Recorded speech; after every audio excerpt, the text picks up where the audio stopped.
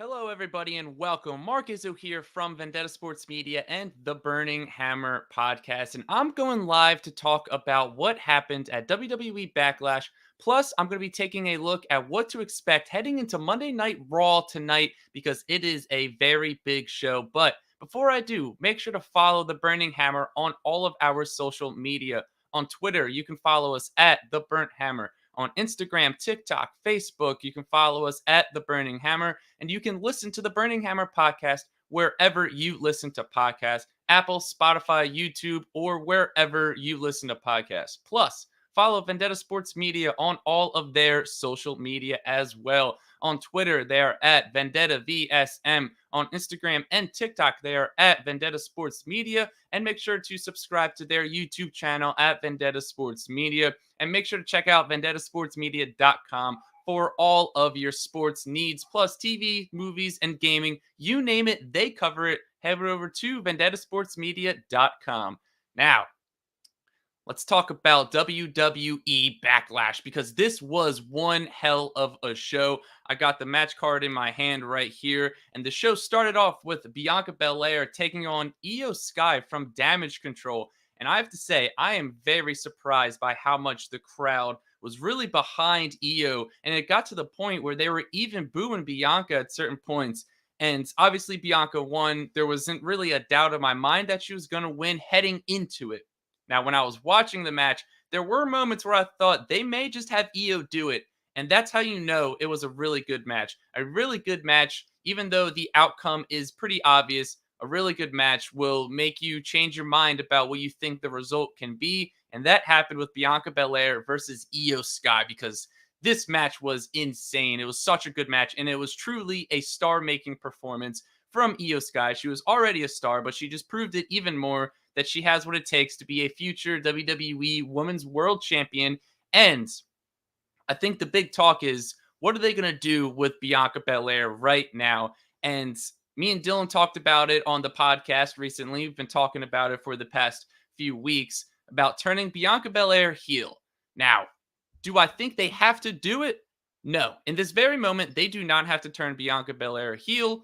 However, I think if she starts to get booed on Monday Night Raw and on Friday Night SmackDown in the next coming weeks, they may want to seriously consider turning Bianca Belair heel. And I think, and we've been talking about this for the past few weeks, Bianca Belair would be an amazing heel. You could make the argument, which I'm going to do, that her gimmick, the EST, is technically a heel gimmick. She's the best at everything. And I think she would just transition to a heel so smoothly. And then you can turn the Street Profits heel as well. And like me and Dylan talked about it a while ago, but a heel Montez Ford and Bianca Belair would be awesome. However, I don't think in this very moment they need to do it. And Bianca Belair is one of those very few instances where she could stay babyface for her entire career and it'll never get stale. So it just goes to show how truly dominant and the level in which Bianca Belair is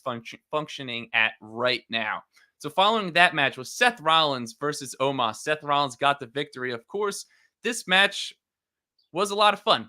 And I thought that it had the opportunity to be a lot of fun heading into it. And I think it did exactly what I thought it was going to do. I think this was the best the match could be. And I think this was probably Omos's best match, potentially in WWE. I know he had that good match against Braun Strowman, but just being able to work with Seth Rollins really just goes to show that he is much more than like these typical one-dimensional big guys that we're used to getting in the past with WWE. So I am a big fan of Omos. I think he should join the Hurt Business, and they should reunite the Hurt Business and throw Omos in there because that would be a lot of fun. Seth Rollins got the win. And we're going to get into Seth Rollins once we talk about Monday Night Raw because I think that guy's in for a big, big push in the very near future. Following that match was Austin Theory defeating Bobby Lashley and Bronson Reed in a triple threat match for the United States Championship. Now, this was another pretty good match. It was shorter than I would have liked. It was at 6 minutes and 51 seconds from bell to bell. But if the title was going to switch hands, it felt like it was going to be during this match. And I think that they made the right call having Theory win. I think that Theory is pretty solid in the ring, but you could sort of get the sense that his gimmick and his character is starting to get a little stale. I personally think they should do a character where it's similar to the Legend Killer with Theory, but he's going and he's facing all of his idols that he had growing up. He already beat John Cena, he already beat Rey Mysterio, put him in a feud with Edge next, and then just have him go up against all of his idols, and then let him get some serious wins from these WWE legends. And I think that would really help him a lot. And let's get him a new theme song. His theme is awful. And I think that would also help a lot too. But following that match was Rhea Ripley against Zelina Vega. This was a co-main event, which I thought that they should have either kicked off with this match or ended with this match, which they didn't end up doing. I think having a double main event is fine. I think it's a bit odd when you put one in the middle of the show and the other at the end of the show. I think usually when AEW's had double main events, they put them back to back, which makes more sense. I think they should have just, after watching the street fight should have closed the show. And so Zelina versus Rhea should have opened it because, I mean, this crowd was unreal for the entire show, but having that kickoff would have really set the show off. Regardless, this was a really good match, just as I expected. Rhea Ripley ended up getting the victory, but this match was pretty good, and I am super happy that they actually let Zelina wrestle, and this wasn't sort of just a squash match. So, speaking of the street fight, that was next. Bad Bunny defeated Damian Priest in a street fight, and it was a lot of fun. And I feel like people don't really understand or realize, like, Bad Bunny doesn't need to be doing this. He is the most streamed artist in the world. He is one of the biggest artists in the world. He does not need to do this. Like, a lot of the times in WWE when we have these celebrities or social media people come in, they do it because they're trying to promote something. But that's not the case with us or with Bad Bunny. Bad Bunny is bigger than the WWE, so he's only doing this because he absolutely loves to do it, and it really shows with all the bumps that he's taken, and he's putting in the work. And obviously, being in Puerto Rico, this crowd was unreal. This may have been the loudest crowd I have ever seen live in my life, at least, because this crowd was unbelievable. This match was awesome. And it sort of went similar to how I thought with Judgment Day, Judgment Day trying to come out to help Damian Priest, but Latino World Order plus a few surprises came out to help Bad Bunny, and I think they did do the right thing. Although I know I said Damian Priest needs to win. I'm sorry, I take that back. It was the right call to have Bad Bunny win this match. So let's go on to the 6-man tag match, which this match was good. I feel like WWE has been putting on a lot of really good 6-man tag matches specifically, and I don't know what they're really doing with this storyline anymore. I sort of just want this whole thing with Sami and KO and the Usos to be done. Um, and I feels like it's far from over, especially now with the fact that Solo and the Usos got the win. Solo picking up the win for the team. So I don't know what they're going to do with this storyline moving forward. Roman Reigns is going to be on SmackDown this week, so it's going to be interesting to see what he has to say following their victory. But ultimately, it felt like Solo Sikoa was the one who got the victory for the Bloodline in that. But overall, pretty solid match. And then the main event, Cody Rhodes defeated Brock Lesnar. Now, that was the right call to have Cody Rhodes win. There were some loose reports going on social media that this was going to be a squash match. And if it was, it would have been so bad.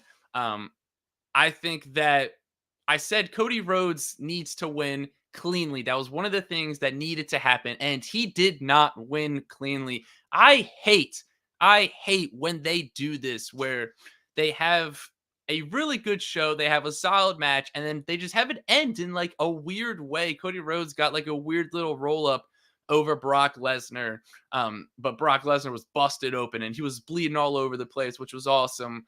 But Cody Rhodes needed to win cleanly, and he didn't do that. And again, WWE just does these weird finishes to matches that are a lot of fun, and more specifically on shows that are a lot of fun. So I understand that Brock has been doing a lot of losing recently, but he's also at the point in his career where he should be putting over younger guys and the next big stars in WWE. Cody Rhodes getting this victory does nothing. Cody Rhodes getting a roll up victory over Brock Lesnar does nothing for him. Cody Rhodes getting a clean victory over Brock would do wonders. So I don't know what they're going to do with Cody Rhodes moving forward. I still think he's the one to dethrone Roman at SummerSlam. But then again, he's also on Monday Night Raw, and Roman Reigns is on Friday Night SmackDown. So I'm assuming if he wins, he would just go to SmackDown, which makes sense. They should have just drafted him to SmackDown because you have Seth Rollins as your top babyface on Raw, have Cody Rhodes as your top babyface on SmackDown. And so, yeah, I don't know what they're going to really do with Cody Rhodes moving forward.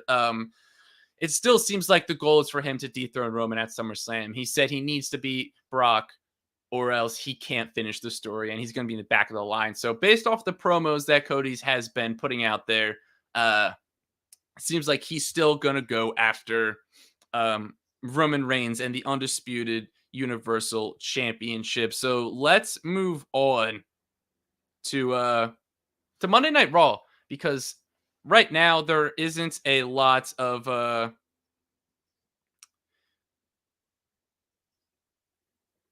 there isn't a lot of things announced for it, but there is a major thing that is announced for the show.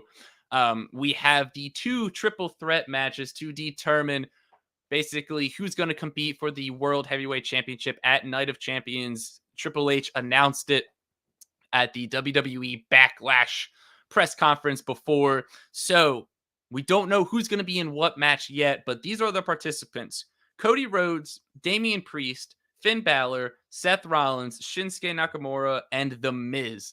First of all, that's a solid 6 people right there. But I think they're probably going to have Priest and Finn in different triple threat matches. I think that Seth is going to win his. I think that Finn is going to win his. I don't think Cody's going to get pinned. I wouldn't be surprised if Brock interferes with whatever match that Cody is in, but it kind of just feels like the Brock Lesnar thing is done with, hopefully.